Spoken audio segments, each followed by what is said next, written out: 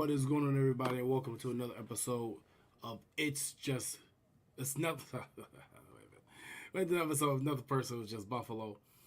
I am your host, JTM. I got my co-host in the building with me, like we like to call him around here, the NFL pedigree, James Mallory. Buffalo Bills did what they had to do, dismantled the Tennessee Titans, 34-10, moving to 5-2 on the season. Yes. We got a lot to talk about tonight, right? James, before I go to you, we got a lot to talk about. We got to talk about Amari Cooper debut, what we thought, what we saw. We got D-Dot joining us at some point to talk about our breakdown of the Bills' offense from this game. We're going to talk about the Bills' defense, specifically the defense in the second half, allowing pretty much almost a goose egg. AJ Epenesa continues to step up making plays. We'll give him a little love tonight. Keon Coleman, the rookie, with his first 100 career 100-yard receiving game. And other that, we're going to talk about a lot about Amari Cooper tonight and just his impact on the offense overall. And not last but not least, the Bills got to travel to Seattle, so we'll touch on that just a little bit. Well, coming to you, James, man. Big win for the Bills here, 5-2. Creating some more separation with the Jets' loss. Actually, I was wrong. I thought the Jets won the next four. They blew the first one right out the gate. I told you. I hate to say I told you so, JT, but I told you so. You know what I mean? I did. Yeah. Yes, you did. But, brag a little bit. But the game last Sunday, unfortunately, I did miss a bit of it because my daughter had her cheerleading competition. Okay. You know I was going to be there. I'm not missing that for nothing. Mm-hmm. So was there, supported our Buffalo Vets girls, my daughter and the Buffalo Vets cheerleaders. Gotta give a shout out to them. They did an amazing job this weekend at the cheer competition. Yes, they did. But to the game, and speaking of my daughter, she's gonna be mad at me because if y'all see me snacking, I took her. It's called Sour Power Straws, cotton candy flavor. She gonna be mad at me. Anyway, but no, to the game, they took care of business. Slow start, then you come out and you score 34 unanswered points. I mean, time and time again this year, these guys have shown that this wasn't going to be a down year. A lot of people was like, this is going to be a down year. Wasn't expecting much. Maybe squeaking the playoffs, maybe miss the playoffs. They showed that, hey, these guys that had to step up, hey, we can ball too. Yeah, we lost Poyer. Yeah, we lost Hyde. Yeah, we lost Tre'Davious White. But these guys was like, the Milano hurt. Bernard's been hurt. These guys like, hey, watch this. We can ball too. So I'm really, really encouraged. Then even on offense, no Stephon Diggs this season. These guys continue to make plays. 5-2. Not many people thought we'd be 5-2 at this point. JT, we got footage. I said, going to that Seattle game, I felt we'd be 5-2. We'll talk more about our predictions and stuff like that towards the end. But I love the way we did it, right? It was another team effort. Cooper, 60 plus. Shakir, 60 plus. Coleman, 100. We all chipped in.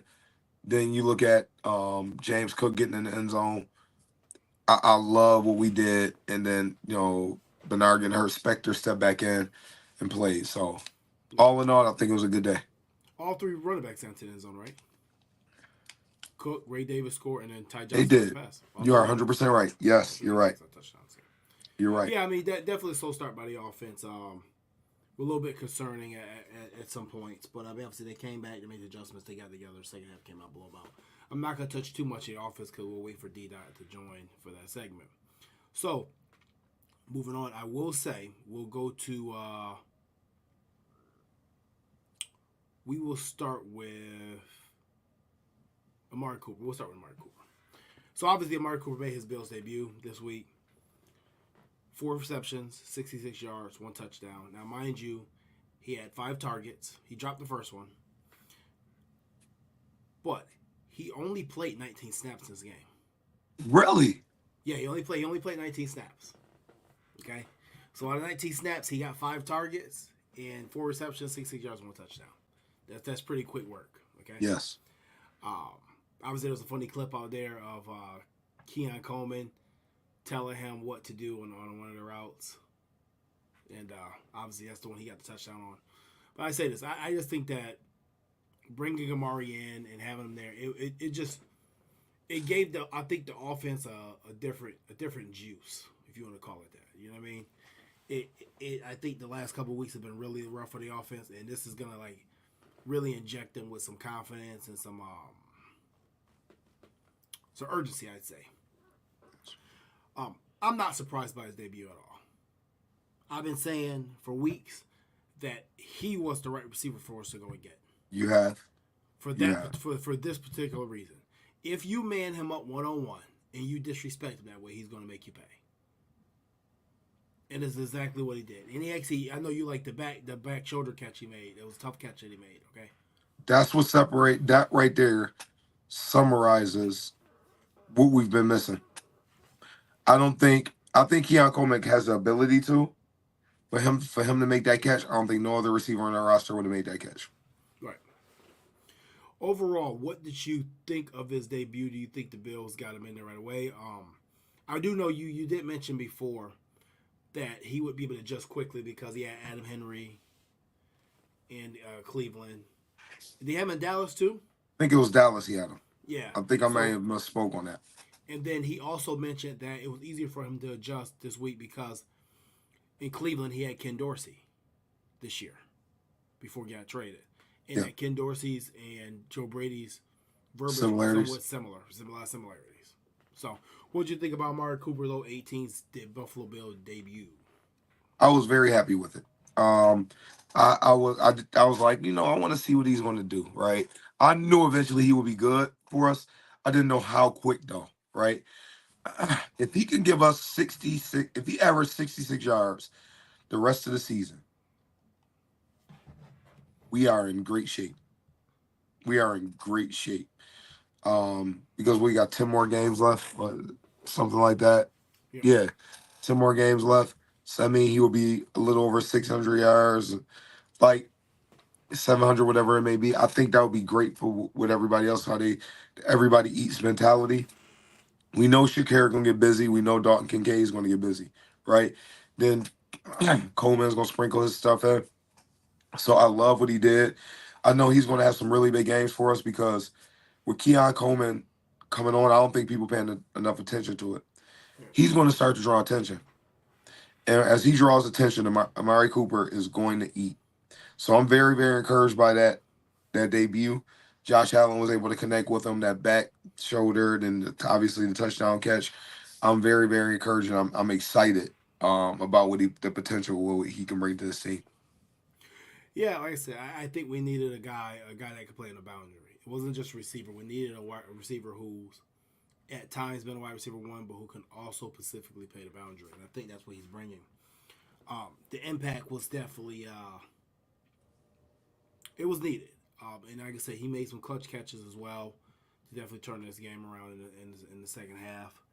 But Amari's a dog, man. Amari's a dog, and I know that he gets a lot of flack for supposedly disappearing in games and things that such. But you know what? I'd be completely honest with you, and I'd be remiss to say that we just had a guy that the city loved that disappeared in big games too. So he can't give you any worse than what you've already had. I'm not saying Stephon Diggs was bad with the bad thing. I'm just saying it's some similarities there if it happened. Cindy asks if we'll see there for 3 days prior to the game. It was 3 days. Yeah, 3 days to get ready here. Yep, because we got him on Tuesday. Yeah. Yep, so he came on Wednesday. So Wednesday, Thursday, Friday, Saturday. Yeah. Probably more or less Thursday and Friday. I mean, mostly. Wednesday was probably more the physical. Yeah. Yep. Yeah. So, my thing is this, all right?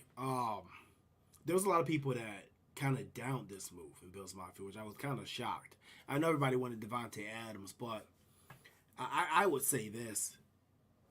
The gap that separates Amari Cooper and Devontae Adams, there is a gap there, but it's not as significant as people thought it was. Yeah. I think it is. The people they get caught up in their emotions and their feelings, JT. They don't look at like the value. Yo, will we pay him? Do people realize how much of us the Bills should be arrested for just stealing? You stole that. Man, you're not even paying that man $1 million. Right, You 800K. pay MVS more to leave. Yeah, 800K is 800K. That's definitely highway robbery. I would definitely say Yes. that. It brings me to ask this question: to you, was his impact noticeable immediately? Yes, I think so. Um, Now I'm gonna tell you this: in the future, that touchdown pass he has, it'll be a safety sitting on top of that, right? And then what's going to happen is Keon Coleman is going to get his red zone shots that way. That's what's going to happen. That look right there, nobody they're gonna be like, "You're not beating us with this one. Make that rookie beat us on the outside." That's what we may see now. So we may see jump ball opportunities and things like that for Keon Coleman, based off of that. But man, I think it was noticeable immediately. Being able to beat man coverage. He had a bad drop, but that is what it is. But I definitely think it was an impact. No, it was noticeable. And I even say this. It wasn't just noticeable. I think that it was a welcoming sight. When you really go through these numbers, right, and you really look at these, it shows you just a little. Josh Allen obviously with 21 to 33, 323 yards, 2 touchdowns, and actually played his 100th game. Keon Coleman, 4 catches, 425 yards, 7 targets. Khalil Shakir, 7 receptions for 65 yards on 7 targets. Dalton Kincaid, 52 yards on 3 receptions and 6 targets. Then you got Ray Davis target and catch, Dawson Knox and Ty Johnson. All right, that's where it's most noticeable.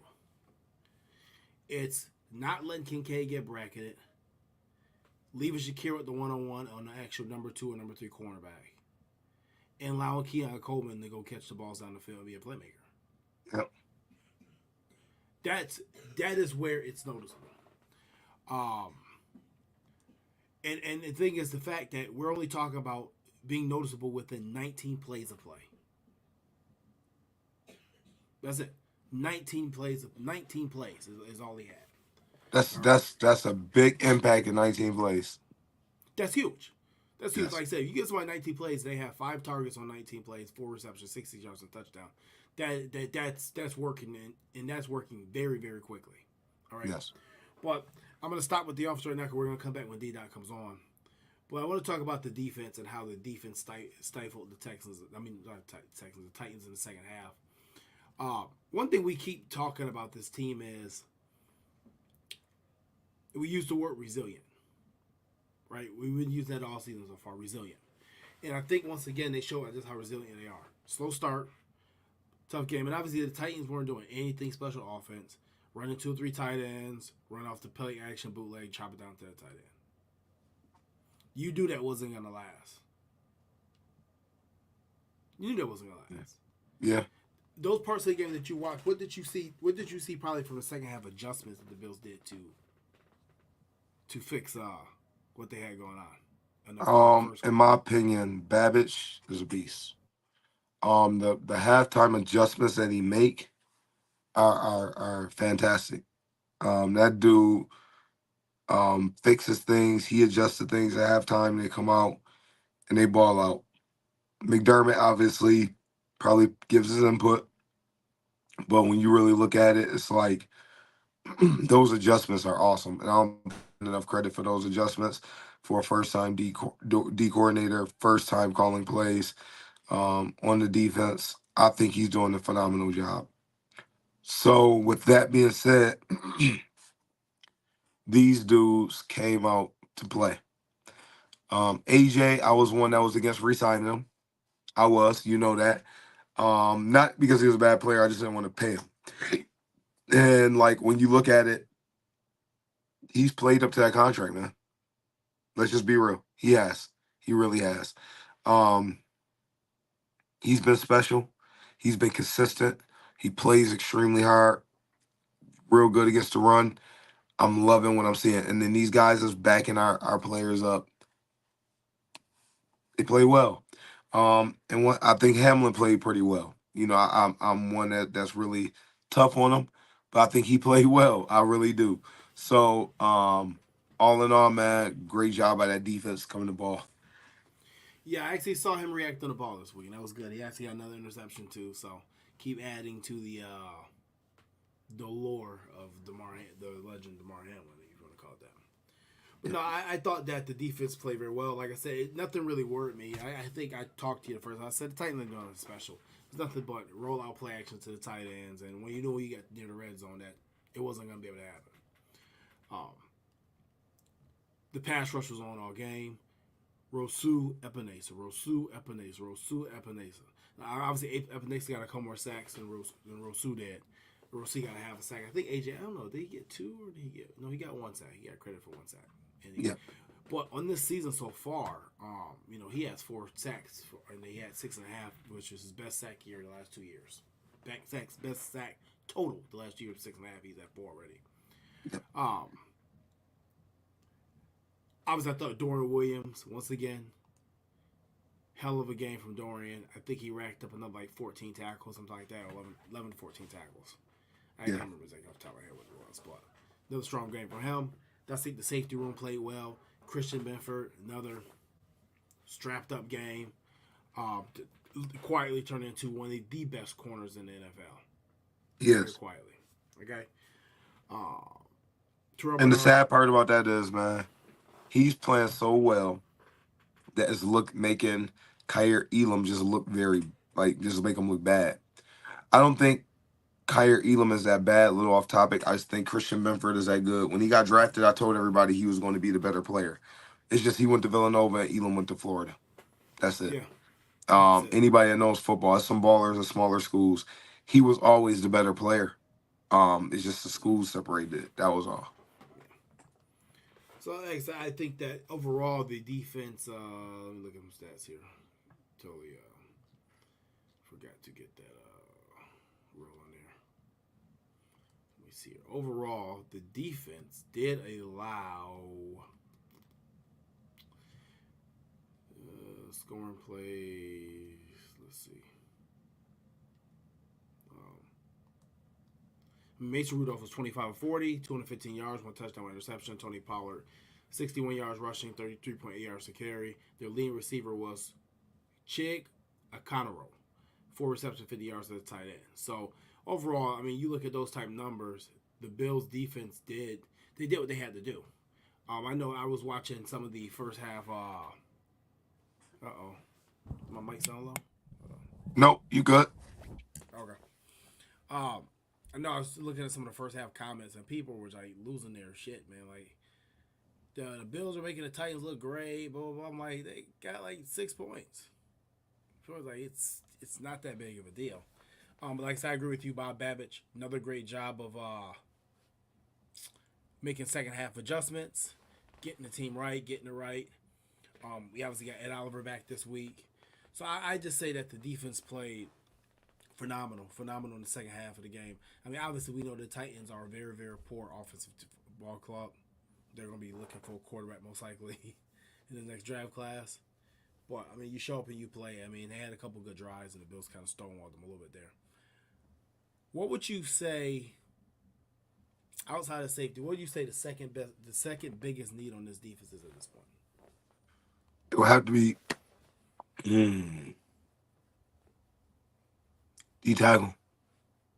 Okay, I'm with you. Run stuffer? Yes, it would be a big guy because Dwayne Carter is balling. He's balling. Yes. Then you go him and Ed Oliver. DaQuan Jones is playing okay. He's not playing like the DaQuan Jones that we thought we were paying. So I think, and then the other guys are good rotational guys. But if you could find a baller, almost like a Linval Joseph, like we signed last year, but instead if you can trade for somebody who's going to ball, I think that would be a good move if you really had to. Yeah, no. This on just sound so. Oh, okay. I'm sorry. I don't know. Let me see if I can. Hold on. Let me see if it's something with my mic real quick. Hold on. Hello. Maybe it is. I don't know. It may be a little low. Try to fix it there. Hopefully that works. Yeah, I would say defensive tackle, run stuffer. I mean, I think that the Bills do struggle against the run at times, and obviously we got a big game coming against the Seahawks and Kenneth Walker. That's going to be a hell of a test for him with him and Zach Charbonnet.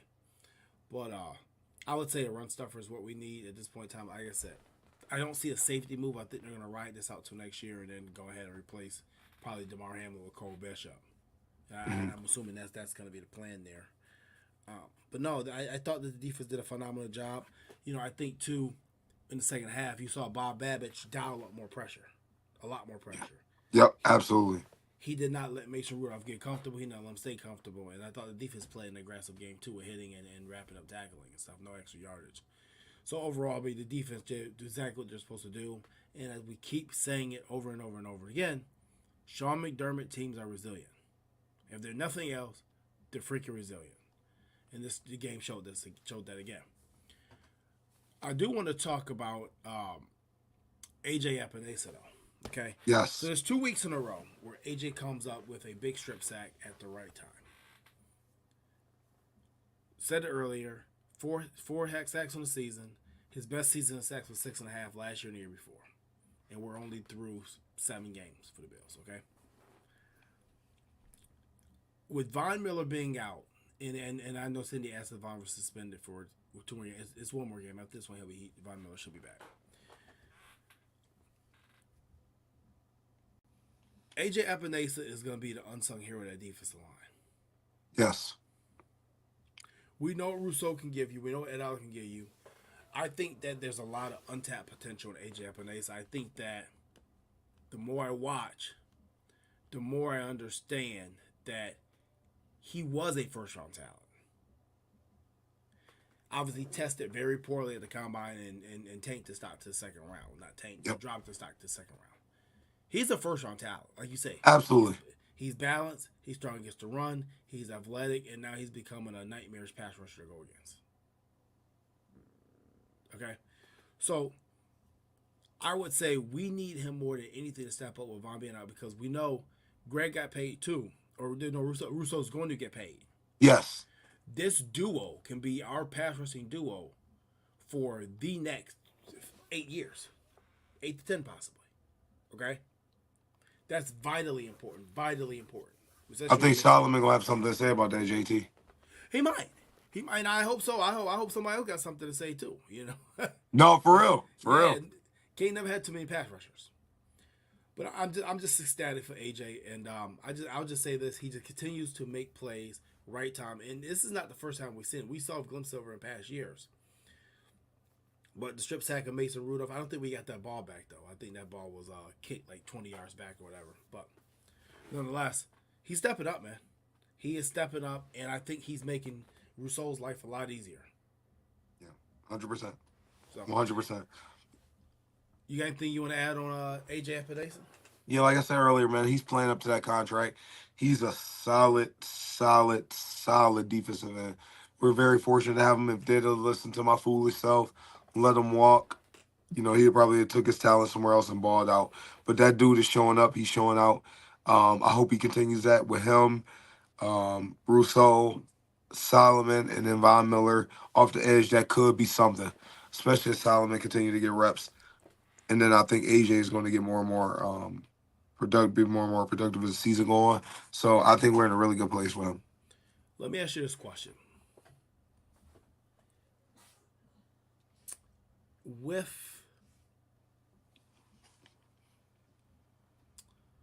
the need of defensive tackle, would you be willing to move Kyrie Elam for a run stuffer? No, because I think Kyrie Elam is your other starting corner next year. Okay. I just keep saying it because I'm looking at the cap space. I'm looking at different things. I'm like, well, and I'm also looking at his people. Are they going to formally request a trade? I think that's something we don't talk about a little bit, but yeah, no. I was just wondering if you'd move him for, as I would say, a big boy in the middle there, a running partner there for Ed Oliver. So. It got to be a stud though. It can't be a regular dude. Everybody said my mic is on my end. This sounds fine. Oh, closer to the mic. Okay. I don't know what's acting like that mic, but sorry about that. Well, moving on, we'll talk about Keon Coleman. Obviously, we saw the 51-yard touchdown versus the Texans. We saw a touchdown earlier on in the season. Um, we see those occasional flashes that say, "Hey, this kid has a chance to really be something in this league." And obviously, we're only 7 games in, and there's a long season to go. But somehow, some way, he continues to make plays. And I think when you're a rookie receiver, you may not get the consistency of having 100 receptions and 1,100 yards, but you want to see them continuously make plays, and I think that's what Keon's doing, especially with the debut of Amari Cooper. You know, I think Keon Coleman is showing a lot more than he's just a jumper. Yes. Keon Coleman is showing a lot. So as we sit here in game 7, as we're 5-2, Yeah. he has 326 yards receiving, 2 touchdowns. So with that pace, he's gonna be damn near 1,000 yards. Correct? Right. I have very low expectations for him, not because of the player he is, because I thought the Bills would bring him along slowly, right? And I love what I'm seeing out of him. He actually should have he should have had a touchdown on Saturday or Sunday, excuse me. But they said that the foot was out of bounds. I thought that was a hell of a play as well. I'm excited to see him get his first 100-yard game. I think it's going to be one of many. He's going to be a very, very productive receiver in the NFL, and a lot of teams are going to regret passing on him. Yeah, like I said, I think when he came into the league, it's no surprise. We talked about the physical tools and the physical talents that he was coming in with. We just know that he needed the refinement work, the footwork, the reading the defense. A lot of things he needed, but it had nothing to do with the physical part. He was just blessed with physical genes. I will say this, okay? Outside of Brian Thomas Jr., he's probably the second best rookie receiver in the NFL right now. Agree. Because Marvin Harrison Jr., what he had, like 10 yards last night or something like that? 7 yards, I believe. Yeah. Well, I'm sorry. He's the third best because no. Actually, let me back up a little second. Malik Neighbors is the best rookie receiver right now. Brian Thomas number 2, then Keon Coleman at 3. Yes. Let me back that up. Let me not disrespect our fellow New Yorker there and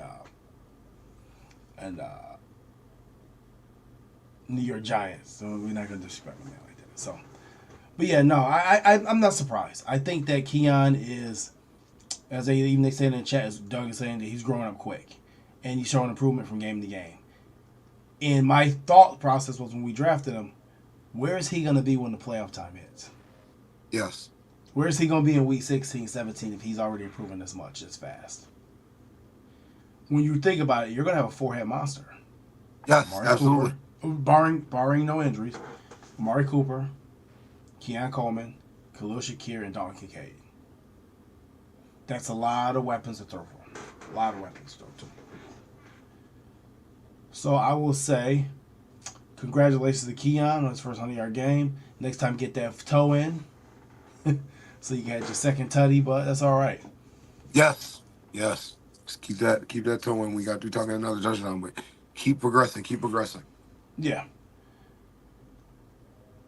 So, what did you see from the Bills' offense in this game? Balance. They was able to attack. I mean, they was able to run the ball last week, and then you come out, you able to throw for over 300 yards. So I think they made some second half adjustments, and you scored 34 unanswered points. I mean, that right there speaks for itself. That means that you took care of business. You whooped somebody behind, up and down the field, and took care of business. And that's exactly what they did. I love what I'm seeing from them. Joe Brady made some adjustments when they actually, in the first half, had him looking bad. He doubled back. Now we looking at 34-10 to win. Right. Emphatic win. I'll tell you what I didn't see, and I would prefer to see this a little bit more. I'd like to see a little bit more Ray Davis in the first half. Okay. I thought that, once again, another game he ran for 8.2 yards a carry. just absolutely chewing up yardage, chewing up stats, and James Cook. Listen, man, watch your health. Watch out. I know he's a dynamic weapon, but you already know how this league is. Yep, 100%. 100%. If you snooze, you lose type of thing. Like you hurt too long, somebody else balling out, it's a wrap. It's a wrap. That's a But wrap. I love the running backs we have because that's what's gonna get us through January. Yeah, yeah. I'll say this. What else I saw from the office too is I saw Josh getting a little bit everybody involved. Dawson Knox got involved. Tyler Boyd, or no, Tyler Boyd's on the Titans. But the double tight ends got involved. We got all three running backs involved. As mentioned earlier, all three running backs had a touchdown this week, which is crazy. Wish I would put a parlay on that. No, for real. Nice payday. Oh yeah, absolutely, absolutely. I think overall he used all his weapons the right way. You know, Amari Cooper got 1-on-1, I'm gonna crush you. Khalil Shakir is playing underneath, 1-on-1, I'm gonna crush you. Aaron Hernandez, well, not Aaron Hernandez. I'm messing with you. Dalton Kincaid. Another. As the weeks go on, we're getting more and more in a regular basis of connecting with him. Yes. Second game in a row with 3+ catches, 50 yards. You know, at some point, there's not going to be 3 catches for 7 targets. There are going to be 5 catches for 7 targets. And those numbers are going to look totally different. They may be 80 yards. So, as the season wears on, getting him more involved is going to help us out tremendously. Yes. Tremendously. Absolutely. You know, Dawson Knox, he did have a catch this game, so he not on the milk carton this week. You know, I know tomorrow's Wednesday, but we found him on Sunday this week, so we'll play day tomorrow, so we ain't got to worry about looking for Dawson this week. Let's hope he get on that plane. He gonna be on that plane. That plane with the money at. Don't you worry. You're right. Dawson gonna be. He gonna be on the plane, but will he be on the field? That don't. When it come to Wednesday, that don't matter. That don't matter. So.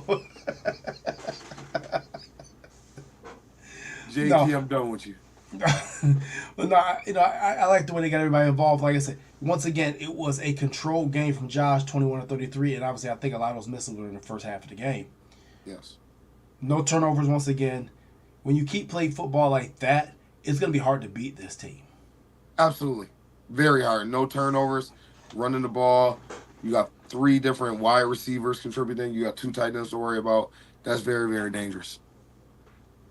Extremely. Like I said, my only gripe is I'd like to see a little bit more Ray Davis in the first half. I think sometimes when Cook makes a couple of good plays, we use him that third time or the second time in a row, and it's like, listen, you got to kind of relax there. So, Mark Milk Carton Knox, you're going to hell. Oh, no. That's right. We're going to call Milk Carton Knox. The milkman. The milkman. Don't deliver on Sundays, huh? But, no, I think that what I need to see more of is now I need to see Curtis Samuel get involved. Yes. Yes. That's what's left for me to see. I need to see Curtis Samuel get involved in this offense and figure out how we're going to use him because we already paid him, so you got to use him. I want to give a shout out to, speaking of offense, I know it's special teams, but Codrington. Yes. Yes. Yes. I wasn't big on that one, but yeah. He's having a hell of a season. I will say that he is having one hell of a season. So, hats off to definitely Codrington for making his team and having the season he's having. He actually flipped the field for us. A very, very important flip the field one way in that game. Special teams, man. Those returners are important, man. Oh yeah. What would you like to see from the offense move forward? Is there anything different that you would like to see? Like you said, get Curtis Samuel involved, Ray Davis involved. Just continue to just build an identity, so we know who we are, fairly soon. Just continue to build identity. Whatever the identity is, build it, and then piggyback on with certain things. So, all in all, I think they're heading on the right track. Yeah. Another thing I like to see with the offense is I like to see them go more to that power style football they played against the Jets on Monday night. I don't think we played that type of football on Sunday versus the Titans. Yeah, and the Lions playing really well. So, but yeah, shout out to Aaron Cromer. He got the boys. He did. Definitely got the boys playing. But I want to go back to the Amari Cooper impact in general. And in his press conference, he said, he's been to a lot of stadiums, but this one felt different. And I think when people come to Buffalo, yep, as a player, you see the love and the passion of the fans, and it's almost becomes addicting. Yeah. I mean, you think about it, Amari has played in some really tough fan bases. Dallas, the Raiders. Yeah. And obviously the Browns with that disgusting act that they had on Sunday. That was bad. That was bad, JT. That was bad. Yeah, that was real bad. That was real bad. That was disgusting. So he's played on some pretty bad fan bases in our opinion. But I'd say just away from the X's and O's and the stats, adding him gave that offense a substantial jump in my opinion, in confidence. Yes. I just think moving forward, I don't want to see them force him the ball like they did Diggs. Let him get like you said, give us 66 yards a game for the rest of the season. We good. Yes. We're good. We're good with that. So I just say that his impact was not just emotionally, not just physically on the field, but emotionally too. I think a lot of fans were down on this Bills offense after those couple games. Hell, I may have been one of them. But like you say, making opportunistic turnovers changes games. Yes. So. Absolutely. But yeah, that's all I really wanted with the Amari Cooper thing. I don't want to touch too much on it about his debut anymore, but I thought he did a hell of a job. I think he got the job done. And I think he set himself up, and I don't know, maybe Ralph Wilson Stadium, is it Ralph? No, Highmark Stadium, excuse me. Yeah. Highmark Stadium in the future, ablaze. Getting that first touchdown, but that was huge. That was really, really, really huge. So, Definitely glad to have that guy here. Amazing debut on 19 snaps only. But I want to talk about this game coming up with Seattle Seahawks because this is one that I know we both had circled on the calendar. I mean, I think I had a little bit different record than you for us going to this game. Yep. But you hit the nail on the head. Going to that West Coast trip is never an easy thing. No. It's never an easy thing. And definitely going to a West Coast trip where they have guys like Tyler Lockett and Jackson Smith-Njigba and supposedly DK Metcalf, Kenneth Walker, Zach Charbonneau, okay? A team that could really beat you. But the Seahawks have beat themselves multiple times this season, and we know that's their downfall. Yes. So let's dig into this matchup. Obviously, Seahawks got a guy over there in Kenneth Walker he's just ridiculously nice. Yes. I think he had 2 touchdowns last week, over 100 yards rushing, adding receiving yards. How important is it for James Cook to take this matchup by personal, and I say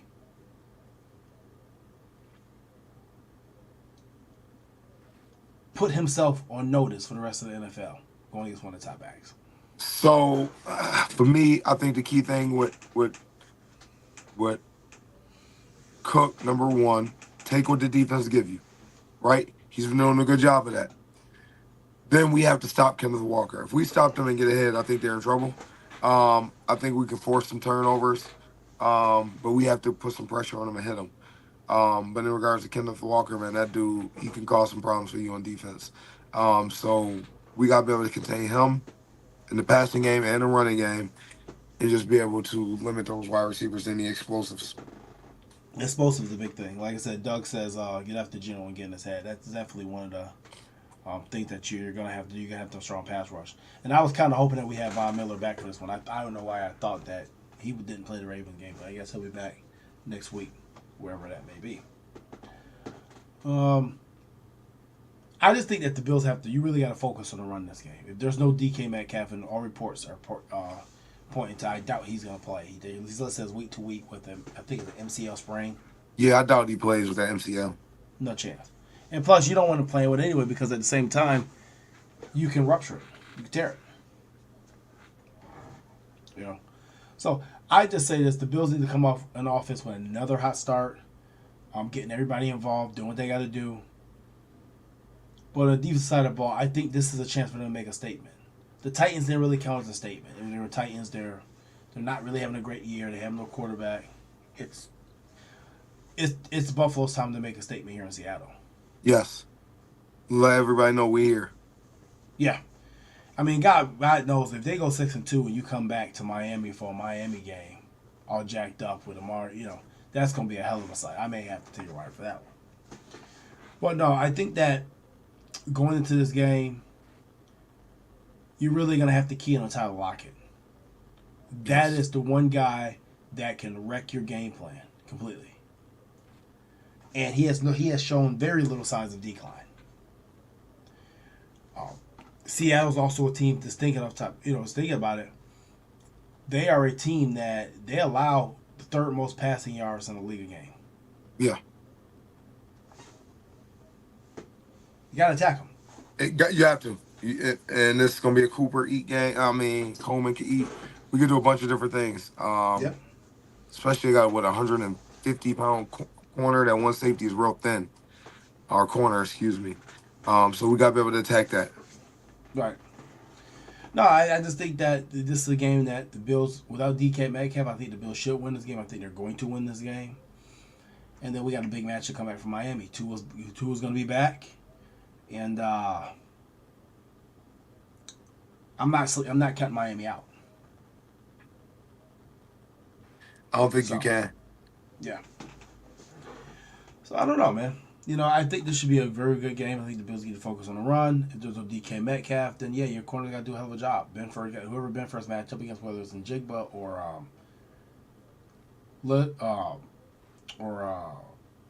Smith and Jigba or Dockett, he has to do his job. That's it. Just do what you've been doing. Take one of them out the way, and that's it. Yep. Kyle Yeager asks if Noah Fant healthy. I didn't know he was hurt. He may not. I haven't checked that. Yeah, I haven't heard much from Noah Fant. I'm gonna try to get some of these questions too that I saw up here. Ray Cruz says, "Do you think Edwards is here to keep him away from KC?" No, I don't think they care about him going to KC. I mean, I just think it's one of those situations that he's odd man out right now. Somebody get hurt, he's right back in the mix. Yeah. Oh, Cody has asked, do y'all have insight of the situation with what that safety we picked up for KC was saying online, basically in regards to no starting? Well, somebody put a post up about him, and the post is, I think it simply read, Mike Edwards is sick of riding the bench, the pine, pretty much. Because remember last week on the injury report, he was listed with an illness. Yep. So, and I agree with him. He's probably tired of it, but, we got to figure it out. I don't have any insight outside of that. But I will say this. You keep tweeting like that and doing things like that in Buffalo, they're going to cut you. They're going to cut you. I think there was another question up here that I know I missed. You guys have any questions? You guys can put them in the chat. I'll try to get to most of all of them. I didn't check Noah Fant's status, so maybe somebody can check that for him and get back to him if possible. Well, other than that, man, I mean, what else? Prediction. Okay. Now, last week, I said the Bills were going to beat the Titans 31-14. You did. Oh, so okay. You almost. I thought I was off, but it was in the realm of a blowout. All right. This week I am going to go here. 30-17. Okay, Buffalo. Yes, Buffalo. Okay.